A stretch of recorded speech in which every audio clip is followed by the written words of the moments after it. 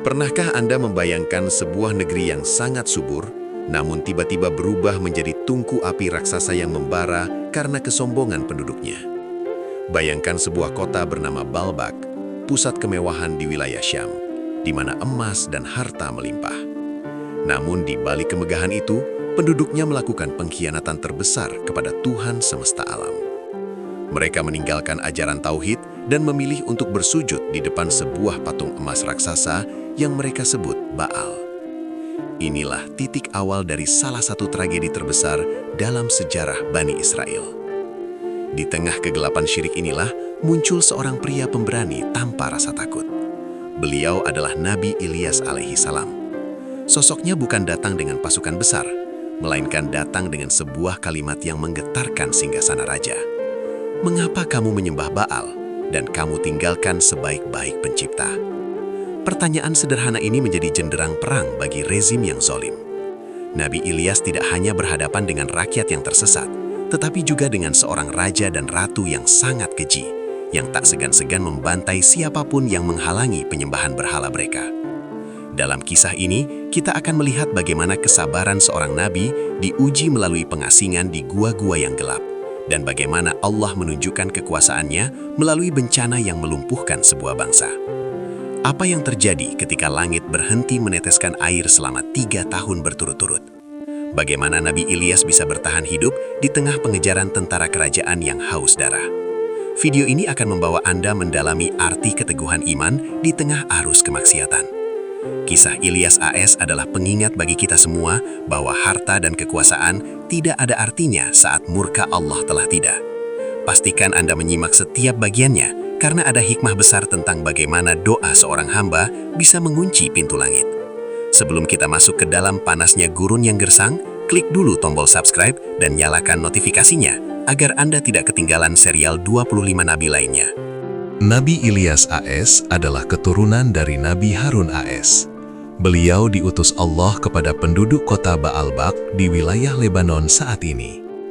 Pada masa itu, Bani Israel dipimpin oleh seorang raja bernama Ahab dan istrinya yang jahat, Izabel. Sang ratu adalah penggerak utama penyembahan Baal, sebuah patung yang terbuat dari emas murni setinggi 20 hasta yang memiliki 4 wajah. Mereka memaksa rakyat untuk mempersembahkan korban kepada patung mati tersebut, sementara para ulama dan orang-orang soleh diburu dan dibunuh. Nabi Ilyas datang dengan misi yang sangat berbahaya. Beliau memasuki pusat kota dan secara terbuka mencela perbuatan mereka. Beliau mengingatkan bahwa Allah adalah Tuhan yang telah menciptakan mereka dan nenek moyang mereka. Namun rakyat Baalbek yang sudah terlanjur cinta pada kemewahan duniawi justru menertawakan Ilyas. Mereka menganggap Ilyas sebagai pembawa sial dan pengacau ketenangan kota mereka. Raja Ahab, di bawah pengaruh istrinya, memerintahkan pasukannya untuk menangkap dan membunuh Ilyas. Dalam bab ini, kita belajar bahwa kebenaran seringkali dianggap sebagai ancaman oleh mereka yang merasa nyaman dalam kemaksiatan. Nabi Ilyas menunjukkan bahwa tugas seorang dai bukan hanya menyampaikan hal-hal yang manis, tetapi juga berani mengatakan yang pahit demi menyelamatkan jiwa manusia dari api neraka. Meskipun beliau berdiri sendirian menghadapi ribuan penyembah berhala, beliau tidak sedikit pun merasa gentar. Beliau tahu bahwa Allah bersamanya. Keteguhan Ilyas adalah contoh nyata bagi kita hari ini, bahwa di zaman seburuk apapun, kita harus memiliki prinsip yang tidak bisa ditawar. Dakwah Ilyas bukan hanya soal kata-kata, tapi soal keberanian menantang arus zaman yang menyimpang.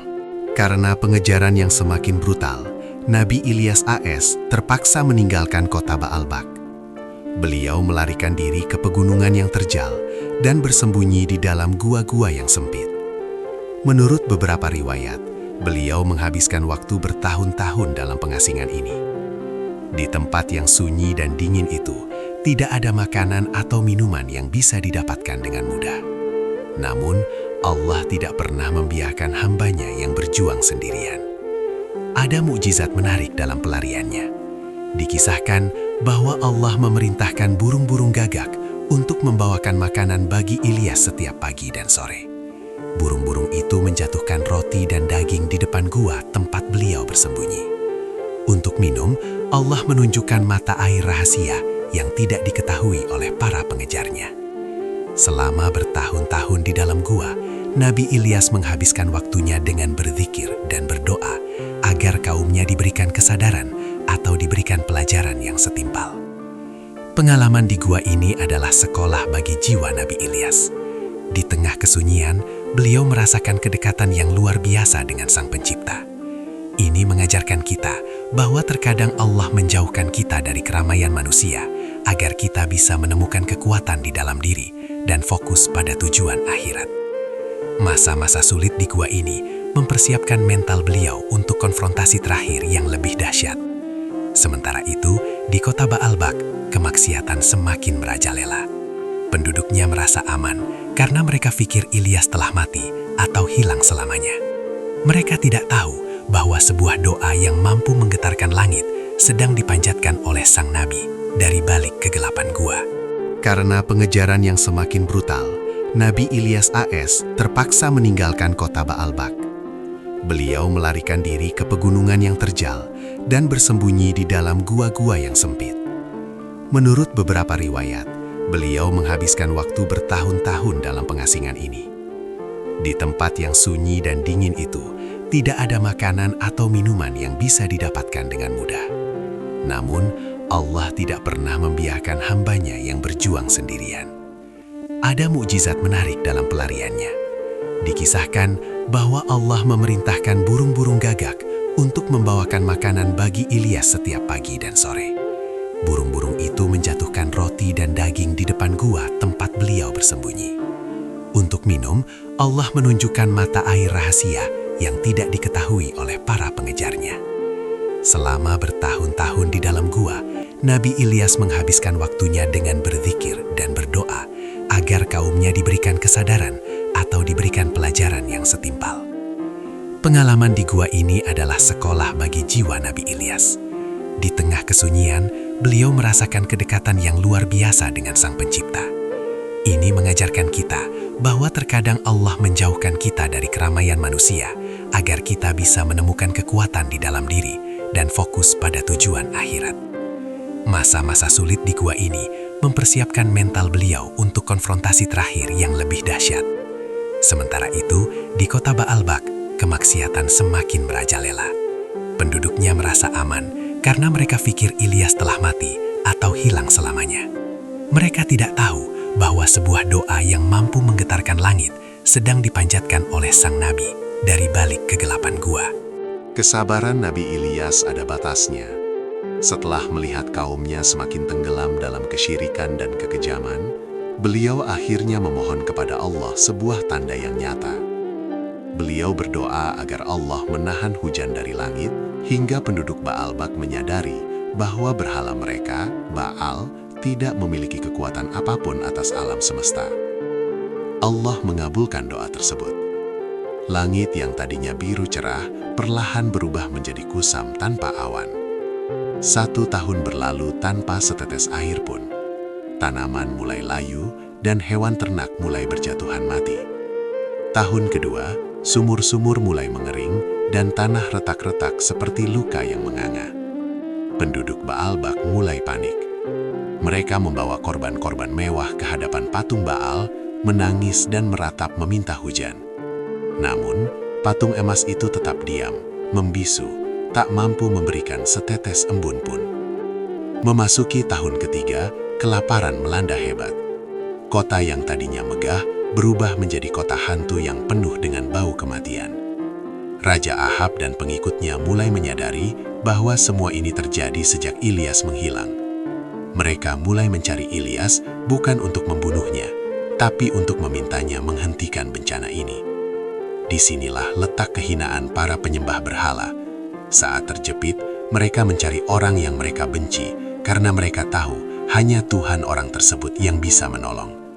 Bab ini adalah peringatan tentang kekuatan doa orang yang disolimi. Nabi Ilyas membuktikan bahwa air hujan, sumber kehidupan, berada di bawah kendali Allah, bukan berhala buatan manusia. Kesombongan ekonomi Baalbak hancur total hanya karena satu unsur alam yang tertahan: air. Nabi Ilyas akhirnya muncul kembali di hadapan Raja Ahab. Beliau tidak takut meski berdiri di hadapan raja yang telah memburunya. Beliau menantang para pengikut Baal untuk membuktikan kekuatan Tuhan mereka. Siapkanlah korban dan berdoalah kepada Baal untuk menurunkan api dari langit, tantang Ilyas. Ratusan pendeta Baal berteriak dan menyayat tubuh mereka sendiri dari pagi hingga sore, namun tidak ada api yang turun.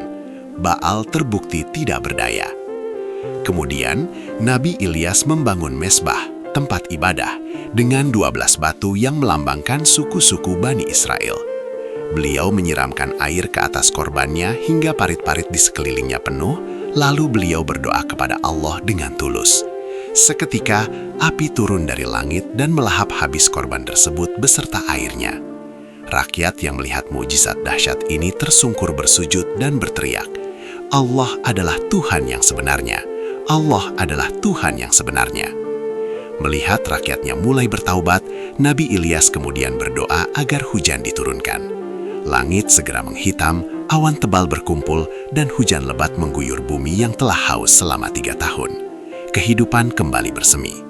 Namun sayangnya, iman penduduk Baalbak seperti embun pagi yang cepat hilang.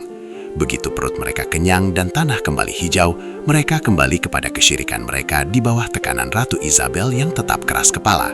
Taubat mereka hanya sesaat, sebuah pengkhianatan yang sangat menyakitkan.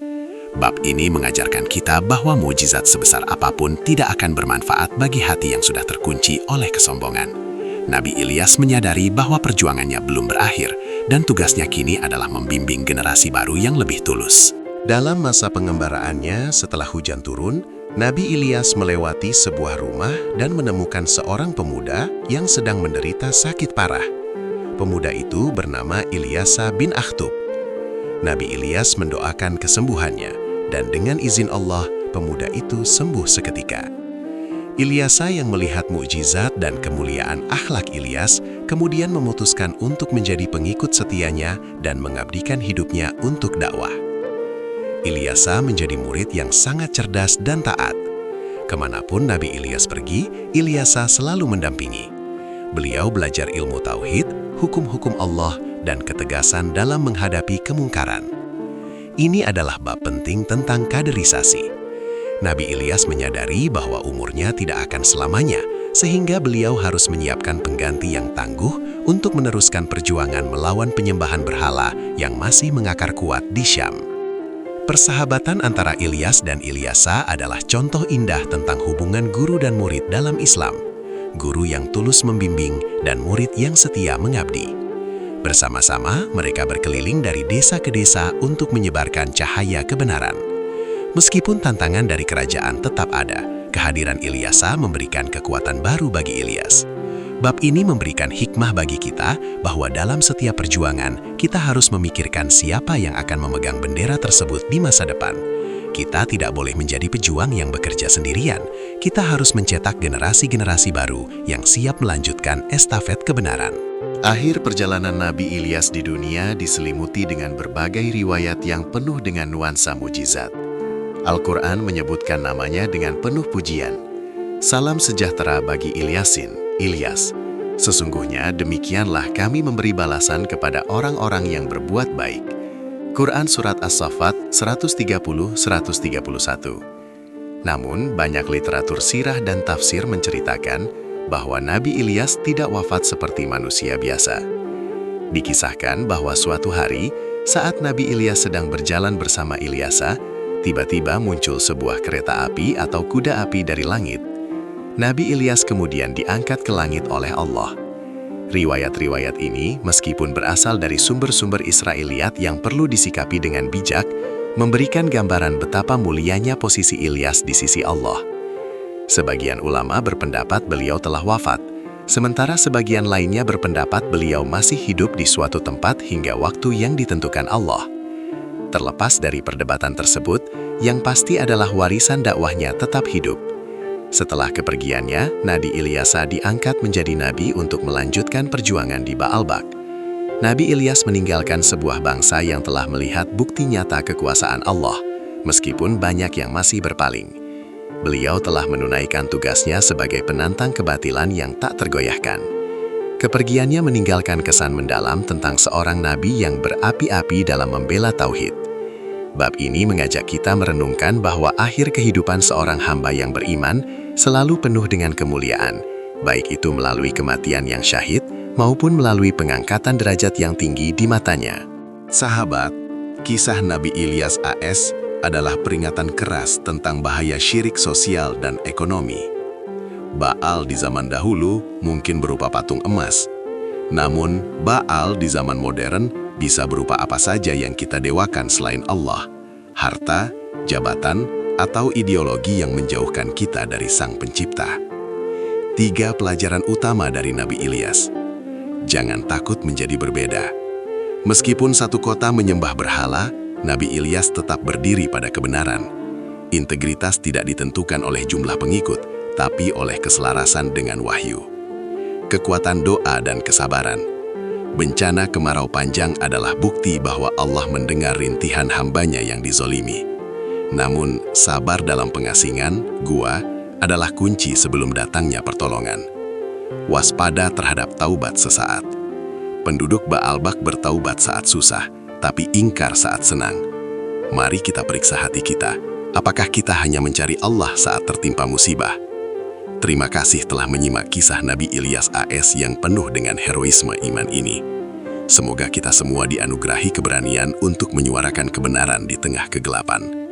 Jika Anda terinspirasi, silahkan klik like, share, dan jangan lupa subscribe untuk mengikuti kisah Nabi selanjutnya, yaitu murid beliau sendiri, Nabi Ilyas AS. Tulis di kolom komentar, "Ya Allah, teguhkanlah iman kami dan jauhkanlah kami dari segala bentuk kesyirikan." Saya, Suara Surau. Sampai jumpa di video berikutnya. Wassalamualaikum warahmatullahi wabarakatuh.